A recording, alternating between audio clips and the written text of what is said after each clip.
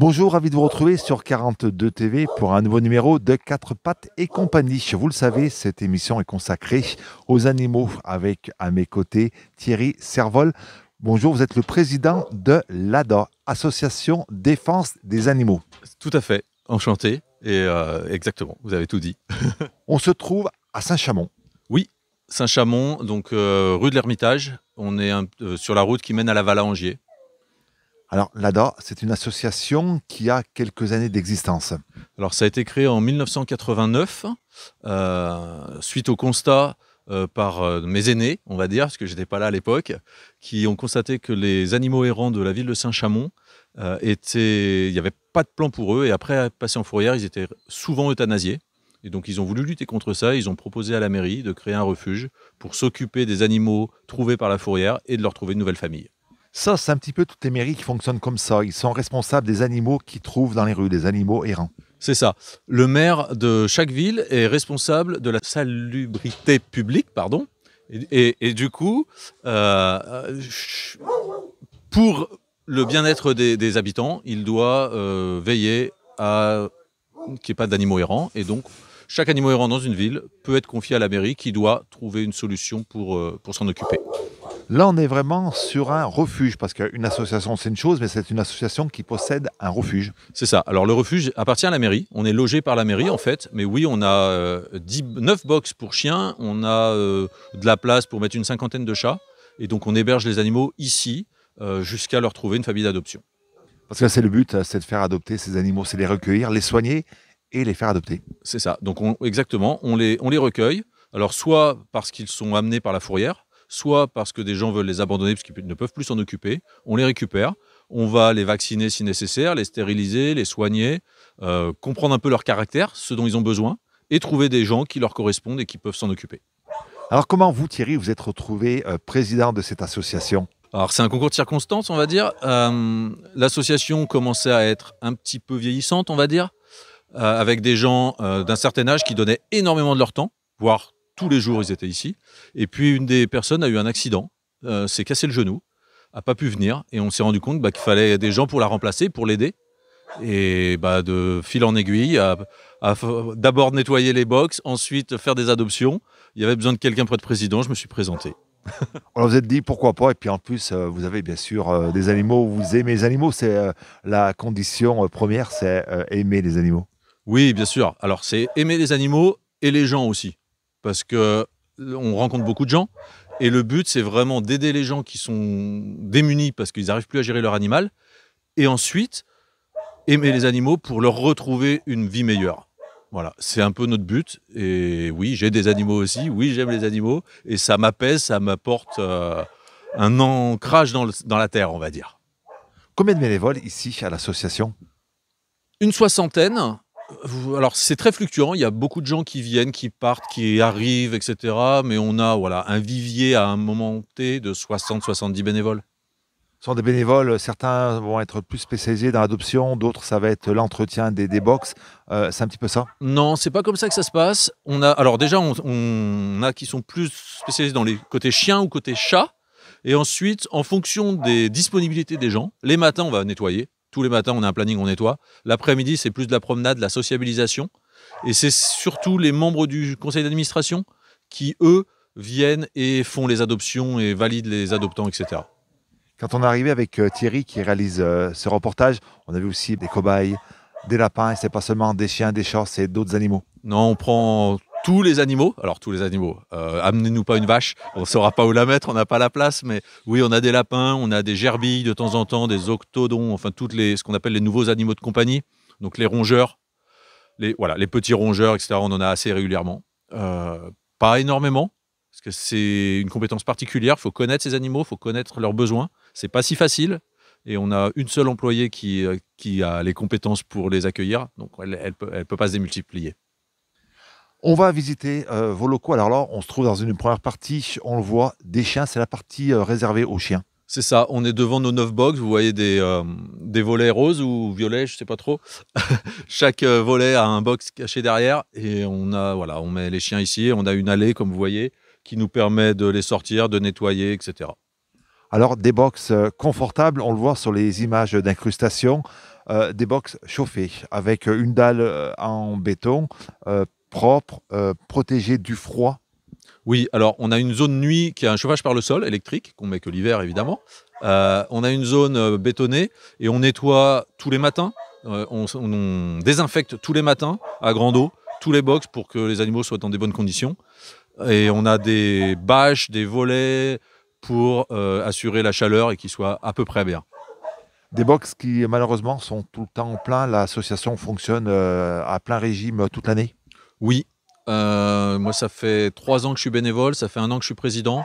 J'ai rarement vu un box vide, parce que dès qu'il est vide, on le remplit, parce qu'on a une file d'attente. Et on ne peut pas prendre tous les chiens, et tous les chats d'ailleurs, qu'on nous amène ou qu'on nous propose, parce qu'il y a trop d'abandon. Et vous allez voir nos confrères dans les autres refuges, ça sera la même chose. On est à flux tendu tout le temps. Voilà, c'est pas les abandons spontanés. On doit vous contacter puis vous dire qu'on a intention d'abandonner son animal. Alors, je pense que le premier travail d'un président comme vous, c'est de dissuader un petit peu les gens d'abandonner leur chien ou leur chat. C'est de trouver une solution pour éviter ces abandons qui sont toujours terribles pour l'animal. Alors oui, on conseille, on essaie de comprendre la raison de l'abandon d'abord. Il y a des raisons, malheureusement, on ne peut pas faire autrement. Quelqu'un qui part en hospitalisation de longue durée quand il est âgé, qui n'a pas de famille, on va essayer de lui dire, est-ce que vous avez des gens dans votre famille qui peuvent les accueillir? Si c'est un problème de destruction ou d'éducation, on va conseiller des éducateurs canins. Si c'est temporaire, on peut conseiller des pensions animales. Bon, ensuite, il y a des cas de maltraitance. Là, on les récupère, on ne cherche pas à discuter.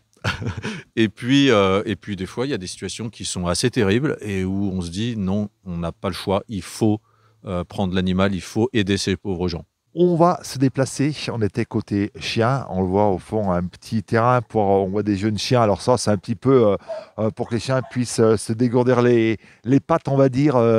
C'est ça. C'est ça, on a 2 parcs. On en a un petit qu'on voit ici. Il y en a un autre plus grand derrière vous, qu'on verra peut-être tout à l'heure, je ne sais pas, où ça leur permet de se dégourdir. Donc tous les jours, on les fait se dégourdir un par un ou par groupe dans ces terrains. Et tous les jours, on a des bénévoles qui viennent les promener l'après-midi à raison de 1/2 heure, 3/4 d'heure par chien. Alors là, Thierry, on a changé d'endroit. Nous sommes au milieu des chats. Oui, tout à fait. On est donc dans une cour extérieure avec toit où les chats peuvent librement venir se dégourdir les pattes et prendre l'air. On voit une fenêtre un petit peu au fond. Ils ont une zone intérieure, une zone extérieure et ils se baladent librement dans ces quelques mètres carrés. Beaucoup, beaucoup de chats. Alors, oui, beaucoup de chats. On en a en moyenne une 50aine à demeure. Il y a un roulement, hein. On en place 250 par an à peu près. Donc on en fait adopter 250 par an environ. Mais voilà, en période de pic, on va en avoir jusqu'à 70. Et là, en ce moment, entre 40 et 50. Quand vous dites une période de pic, c'est quelle période? Ça va commencer là, on y vient. Ça va commencer en avril avec en fait les chaleurs des chats. Donc il y a énormément de chatons qui naissent au milieu de la rue et les gens nous appellent en disant « Ah, il y a une portée derrière chez moi, est-ce que vous pouvez venir les récupérer ?» Et donc on nous amène plein de petits chatons qui peuvent arriver, des fois il faut les biberonner, ils arrivent à 15 jours, ils arrivent à 3 jours, ils arrivent, ça dépend. Donc on essaye de les prendre quand ils sont un peu plus vieux et qu'ils ont été sevrés par leur mère, mais c'est pas toujours facile. Ça devient un petit peu un fléau, ces chats, il y en a de plus en plus, on en voit de plus en plus dans les rues. Des chats sauvages, on va dire.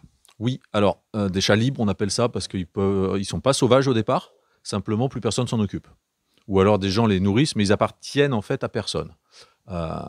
Il est très important de stériliser vos chats si vous les laissez aller dehors. Parce que j'ai fait une intervention dans une école primaire à Saint-Étienne récemment, où j'avais fait un petit calcul avec un couple de chats. En 5 ans, on se retrouve avec 240 000 chats. En 5 ans. Il y a 175 000 habitants à Saint-Étienne et j'avais pris ces 5 ans justement pour leur montrer qu'à partir de juste 2 chats, il y avait plus de chats que d'habitants à Saint-Étienne. 240 000 chats. Donc, d'où l'importance de faire stériliser ces chats. Oui, c'est très, très, très important. On croule sous le nombre de chats qui sont dans les villes, qui provoquent des nuisances, parce que ça génère des maladies, ça vide les poubelles, ça dérange les gens avec l'urine. Et il y a énormément de gens qui se plaignent et qui n'en peuvent plus. Et la seule solution qu'on a pour les chats qui sont errants, c'est de les attraper, de les stériliser et de les relâcher au même endroit, parce qu'ils sont inapprochables. Donc nous, tous les chats qui sont adoptables parce que suffisamment au contact de l'homme et capables d'être au contact de l'homme, on les garde ici, on les fait adopter dans des familles, mais on en relâche énormément aussi. On stérilise environ une centaine de chats errants par an qu'on relâche à l'endroit où on les a capturés. Vous avez quand même 4 chats ici qui sont là à tout temps, qui sont eux par contre, on peut pas dire irrécupérables, mais inadoptables. C'est ça, on a 4 chats qui sont là depuis une dizaine d'années, qui sont trop sauvages pour qu'on les approche. Même nous, on ne peut pas les approcher, hein. Alors, il y a quelques bénévoles qui arrivent de temps en temps, mais pas suffisamment pour les attraper et les mettre dans une caisse pour aller les emmener chez le vétérinaire. On est obligé de les endormir à la fléchette ou alors de les attraper avec des lassos pour pouvoir simplement les faire ausculter par un vétérinaire une fois endormis. On le fait de temps en temps, mais voilà, ils sont ici, c'est les chats du refuge et jamais on arrivera à trouver quelqu'un qui les prend parce que ça serait même... le chat étant territorial, ça serait même contre-indiqué pour son bien-être. Il habite ici, il habite dans cet enclos et il y restera toute sa vie. Ils sont 4 comme ça. Vous travaillez en collaboration avec d'autres associations. Alors, on est à proximité de Saint-Étienne, on pense à l'SPA, on pense à Michat, mais aussi sur des associations comme la SPA de Brignais, qui est une grande SPA. Oui, alors on travaille avec les SPA, on s'entraide. On travaille aussi avec les autres petites associations. Je pense à Lucci Co, qui s'occupe énormément de chats et de chiens difficiles. On va s'entraider assez régulièrement. Quand on a un animal trop compliqué, ils vont nous aider parce qu'ils ont des compétences qu'on n'a pas. Quand ils ont besoin de place, on les aide. On travaille avec le Centre de protection des animaux, qui font des enquêtes de maltraitance et qui, quand ils ont des animaux qui ne savent pas où placer, vont nous demander de l'aide. C'est arrivé récemment avec des chats. On a trouvé à un endroit une quarantaine de chats qui n'étaient pas très bien traités, on va dire. On en a récupéré quelques-uns ici. Et vous avez des familles d'accueil aussi qui accueillent justement des animaux en attendant qu'une place se libère, aussi bien pour les chats que pour les chiens. Alors, les familles d'accueil, c'est pas vraiment pour que les places se libèrent, c'est surtout quand on a des chats qui sont atteints de maladies contagieuses, par exemple.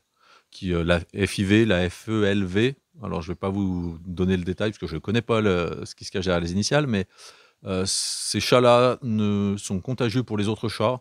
Et dans ces cas-là, on les met dans des familles d'accueil pour qu'ils puissent être isolés et ne pas contaminer d'autres chats finalement.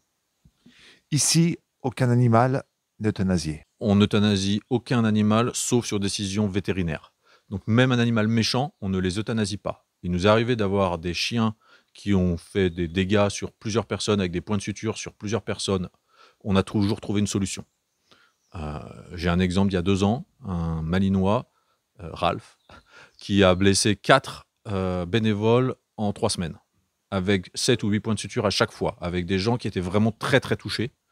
On a trouvé une association, Lucci Co, qui nous a trouvé un éducateur qui a dressé cet animal, ou éduqué on devrait dire, et maintenant il est dans la police, et dans la gendarmerie, pardon, et il recherche des explosifs. Donc il y a moyen d'en faire quelque chose. Il faut juste les bonnes personnes au bon moment, avec du courage et de la motivation. Vous travaillez bien sûr avec des vétérinaires, toujours les mêmes vétérinaires, avec des éducateurs canins. Oui, on a 2 bénévoles qui sont éducateurs canins, qui viennent bénévolement, de temps en temps, on va les facturer aussi quand on leur demande un peu plus, parce qu'il faut qu'ils vivent aussi, ces gens-là. On travaille avec plusieurs vétérinaires, que ce soit à Saint-Chamond, à Rive-de-Gier, à Saint-Paul-en-Jarret. En fonction des besoins, on va chez l'un ou chez l'autre, et puis pour faire vivre un peu tout le monde aussi. Alors, le nerf de la guerre de toute association, c'est les finances. Il faut trouver de l'argent. Comment vous vivez? Alors, c'est difficile. On a des subventions de la mairie qui nous logent gratuitement également. On a des dons de gens qui veulent nous aider. On fait des collectes pour de la nourriture, etc., pour ne pas payer la nourriture. On finance aussi par l'adoption. Chaque animal qui est adopté chez nous, on demande une rétribution pour ça. Le coût? Alors, un chat, 200 €, ce qui en fait revient au prix de la stérilisation, des vaccins qu'on lui a fait et de l'identification. Un chien femelle ou un chiot, 300 €, et un chien mâle, 230 €. Le chien mâle est moins cher parce qu'ils sont plus difficiles à placer. Une stérilisation d'une chienne coûte plus cher qu'une castration. Tous nos animaux partent stérilisés ou castrés et il faut qu'on rentre dans nos frais. 300 € pour une chienne, on doit avoir un bénéfice de 20 € maximum dessus, sans compter la nourriture, sans compter le personnel, puisque on est bénévole. Les vieux chiens ou les vieux chats, même tarif ou un tarif, on va dire, plus sympa pour qu'ils puissent partir, finir leur jour dans des familles aimantes. Alors, à partir de 10 ans, pour les chiens, on a un partenariat avec 30 millions d'amis qui, à la condition que l'on fasse adopter contre un don libre, va financer jusqu'à 600 € de frais vétérinaires pour la personne qui prend le chien. Donc si vous prenez un chien de plus de 10 ans, déjà ce sera un don libre, on ne demandera pas un montant fixe, et en plus vous aurez 600 € remboursés par 30 millions d'amis sur les frais vétérinaires. Pour les chats âgés, c'est un don libre, l'aide de 30 millions d'amis n'existe pas, par contre on fait un don libre et puis voilà. Et puis après adoption, ces chiens ou ces chats sont suivis par des bénévoles pour savoir un petit peu si ça se passe bien. Oui, on fait des visites post-adoption. Alors, on en fait moins qu'avant le Covid, parce qu'on a appris à ne pas se déplacer sans arrêt. On ne pouvait pas pendant une période et on en fait moins maintenant. Mais on en fait quand même. On fait des appels téléphoniques pour savoir ce qui se passe, pour avoir des nouvelles des animaux. On demande des photos. Et quand on n'a pas de nouvelles ou qu'on n'arrive pas à en avoir, on se rend sur place sans prévenir. Donc, il y a beaucoup de portes fermées. Mais de temps en temps, on arrive à avoir une porte ouverte et à voir que ça se passe bien, ou alors que ça se passe mal, et on essaye de conseiller les gens, de leur expliquer ce qu'ils font de travers pour améliorer les choses, et puis on va faire un suivi un peu plus poussé.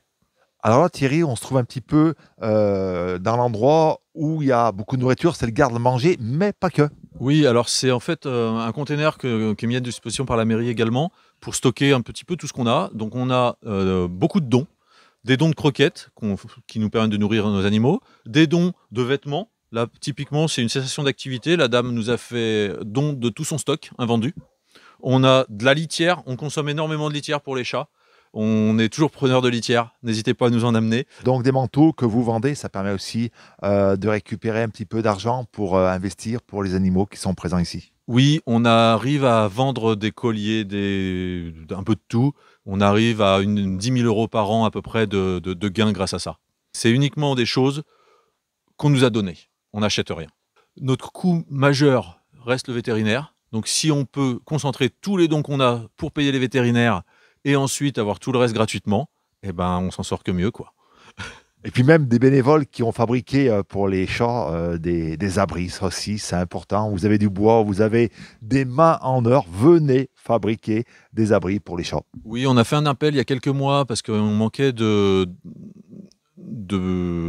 refuge un petit peu pour les chats, pour qu'ils puissent se cacher, se mettre à l'abri, etc. On a fait un appel sur Facebook. On a énormément de gens qui nous ont fabriqué des choses en plastique, en bois, des choses magnifiques. Et on les remercie parce que c'est vraiment sympa. Et donc n'hésitez pas, on en a toujours besoin. C'est des choses qui s'abîment parce qu'il y a la pluie, parce que les chats les abîment. Donc on est toujours preneurs. Thierry, on arrive au terme de ce reportage. On va bien sûr donner vos coordonnées pour les personnes qui veulent venir adopter un chien ou un chat. Et puis peut-être aussi des personnes qui veulent devenir bénévoles au sein de votre association. Oui, alors avec plaisir. Donc on fonctionne effectivement qu'avec du bénévolat. Alors nos coordonnées, on est situé au 1 chemin de l'Ermitage à Saint-Chamond. Notre téléphone est le 04 77 22 65 68. On a un site web adasaintchamond.com que vous trouvez assez facilement sur tous les moteurs de recherche, et un mail assoada42@gmail.com. N'hésitez pas à nous contacter. On est uniquement ouvert sur rendez-vous sur le site. Pourquoi ? Parce qu'étant que des bénévoles, on n'a pas forcément sur place à tout moment les gens qui connaissent les chats, les gens qui connaissent les chiens qui pourront vous renseigner. Donc on préfère faire sur rendez-vous, comme ça vous n'attendez pas, tout le monde ne vient pas en même temps, et on peut s'occuper des gens qui viennent sérieusement et avec le niveau d'information nécessaire. Voilà, donc ça c'est pour adopter un animal, et puis jamais vous voulez devenir bénévole, l'association recherche toujours des bénévoles. Pareil, même numéro de téléphone, même adresse mail. Et puis une page Facebook, vous êtes aussi présent sur les réseaux sociaux. Exactement, Facebook. Donc on a une page Facebook qui est assez vivante, on va dire, qui est plus vivante que notre site. Des fois, tous nos animaux ne sont pas sur notre site web parce qu'on n'a pas le temps de les mettre, parce que c'est pareil, c'est du bénévolat, et donc tout le monde a un travail à côté, on ne peut pas toujours être à 100%. Et oui, on a besoin de bénévoles, on utilise les bénévoles les matins pour nettoyer les box, pour s'occuper des animaux, pour les nourrir, les soirs pour les nourrir également, et l'après-midi pour les sociabiliser ou pour les promener. Donc de 8h du matin à 20h, on a des besoins en bénévolat, 7 jours sur 7. pour venir les câliner, pour venir les brosser, pour les chiens, pour les chats. Donc, vous aimez les animaux, vous avez du temps de libre, n'hésitez pas, venez ici à Saint-Chamond. Mille merci Thierry, et puis on va continuer à suivre l'actualité de votre association. Merci beaucoup. Merci beaucoup à vous et revenez quand vous voulez.